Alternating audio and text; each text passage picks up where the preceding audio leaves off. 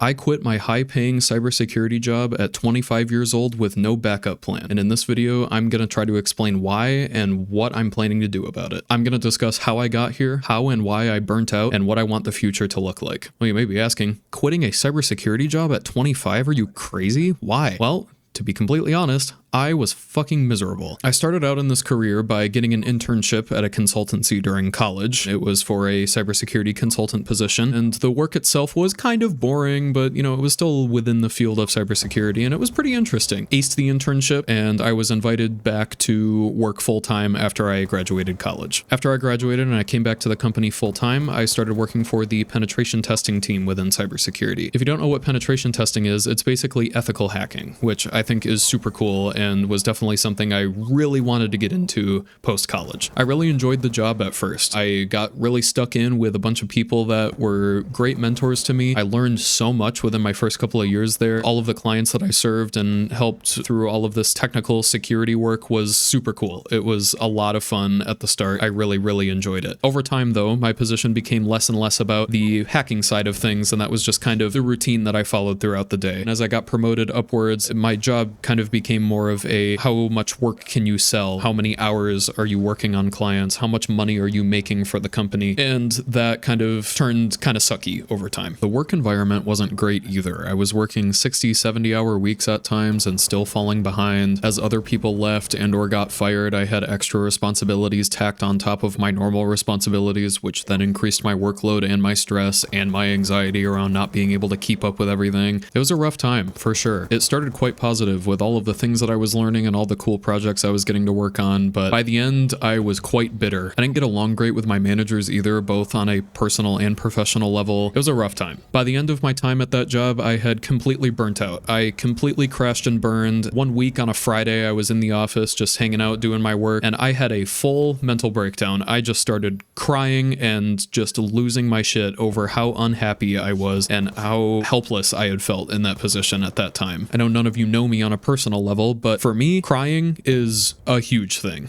I don't ever cry at anything. And that's not like an emotional suppressing sort of deal. It's just I don't do it. So once that job finally made me break in that way, I kind of decided, yeah, it's probably time. I think a major component to my burnout at that job was that I was living along the lines of a lie that I was told pretty much growing up my entire life. I think the lie that I had been fed was the idea of success being explicitly defined for me instead of me figuring out what it means for me. The ideas were pretty simple. Get good grades, go to college, get a degree that was marketable, get a job with good benefits, good pay, accumulate wealth, climb the corporate ladder, and then finally retire at 65. Now, the advice is not bad. In fact, it's pretty good. It tends to work out decently well for most people, and a lot of people are happy with that. The problem is I was not happy with that frame of thinking. My current path at my job made me realize that I was going down that path at a rapid pace, and I was running out of time to do something about it. I think the issue with that advice is that nobody really talks about what happens once you finally check all of the boxes. Nobody talks about what happens when you meet your goals and get comfortable, only to realize that you don't really care about being there or frankly putting the effort in to continue. I think some of these issues that I'm having are generational problems, to be honest with you. I think a lot of older generations didn't really have a problem with this frame of mind of this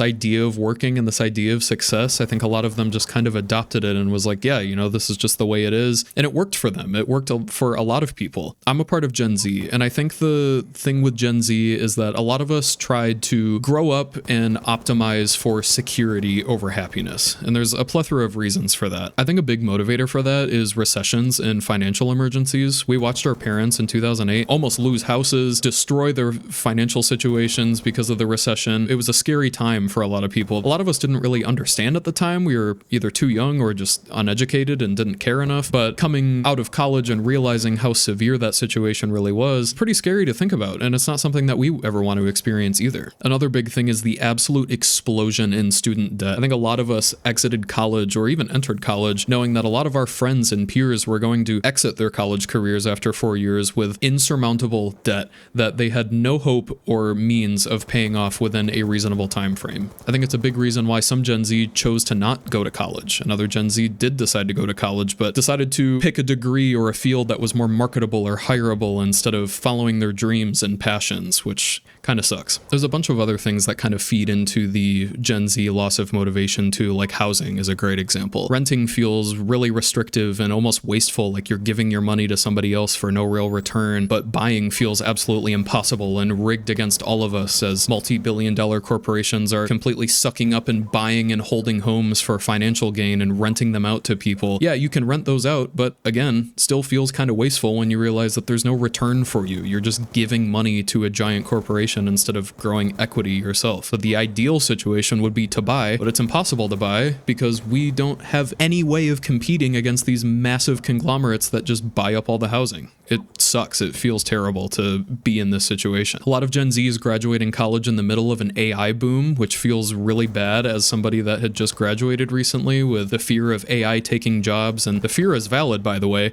Massive companies are continuing to lay off young people in droves because their positions are being replaced by AI or corporate restructuring, as they tend to like to call them. What I'm trying to say with all of these points is that everything to Gen Z feels very uncertain, unstable, and unsafe. There's not a lot of security, especially in the United States right now for Gen Z people. It just kind of feels like a rocky road no matter what. The main point that I'm trying to make is that Gen Z has learned over time to prioritize stability over everything else. We want to try to make all of the right decisions to protect ourselves and our future families against all of the horrors and hardships that we are constantly witnessing in the real world or have already witnessed in the past. And when you think about it, this mindset makes a lot of sense and is kind of honorable in my opinion. After all of the horrors and all the shit that we've seen, who wouldn't do everything that they can to protect themselves against all of the hardships? Unfortunately though, I think this mindset of optimizing for security and optimizing for wealth and all of this has created a very unhealthy Gen Z hustle culture, which I think is completely poisoning the internet and YouTube as a whole. There's so many self-help channels around with millions of subscribers that are doing very well, but they're just full of advice that is just so exhausting to hear all of the time. You need 12 streams of passive income. You need to wake up at 5 in the morning and grind until midnight. You need to start a business. You need to buy my course. You need to try these AI tools. Literally, fuck off. When did it become so taboo to just do the things that you want to do and just leave others alone? Follow your dreams, do what you're passionate about, and not try to sell shit to people all of the time. It feels so gross to be on the internet these days where people are just exploiting your attention and your dopamine all the time. I think this poisonous Gen Z hustle culture combined with the monotony and like the kind of general suckiness of my 9-to-5 just caused significant burnout. Burnout looks different for everybody. It isn't always loud and dramatic like mine was, but would kind of fly under the radar for most people. It can show up in opening your laptop for the day and just immediately wanting the workday to be over. It shows up in counting down the days until the weekend, but then never letting yourself enjoy the weekend. It creates kind of a working to live sort of relationship with your job that is super exhausting to have to navigate through, especially at a young age. Throughout my time at my 9-to-5, I kind of realized that the activities that energized and entertained me were completely different from the activities that I was paid to do. I still liked cybersecurity. My job is still cool. I still think that, but I found myself during the day wanting to do literally anything else besides my job. That anything else often showed itself in something creative. I've been longing for a long time to do something creative with my time. My creative outlet has always been making YouTube videos or any kind of content. As a kid, I made videos all the time because I had a ton of fun with it. A lot of them got posted to this very YouTube channel, none of which you will ever see again. A lot of them got posted here, a lot of them didn't, but I just did it anyway because it was fun. I always wanted to create something that I thought was cool or fun or informative and share it with people. As I moved through college and my early career, I always wanted to kind of jump back into making videos, but never really found the time or energy. There was always an excuse to not start. I always found a reason to step away and not actually take the leap. So with all of these points that I've made, I have come to the decision to choose to spend some more time trying to make the YouTube thing work. In the coming months, I'm going to try to post a video relatively consistently. About what? I have no idea. Whatever speaks to me, to be honest. In the meantime, I'm going to continue to look for a new 9-to-5 that doesn't absolutely suck the life force out of me to support my finances for a little while, but I am still going to focus a good chunk of my free time on this YouTube thing. Maybe it works out for me, maybe it doesn't, I have no idea. At the end of the day, I would rather give it a genuine try and fail than jump back on the hamster wheel in the rat race and kind of succeed, but still wonder what could have happened if I had just tried. Hopefully you found some of my sentiments and some of the things I had to say relatable, and hopefully you stick around with me as I try to figure out what's next for me in this YouTube journey.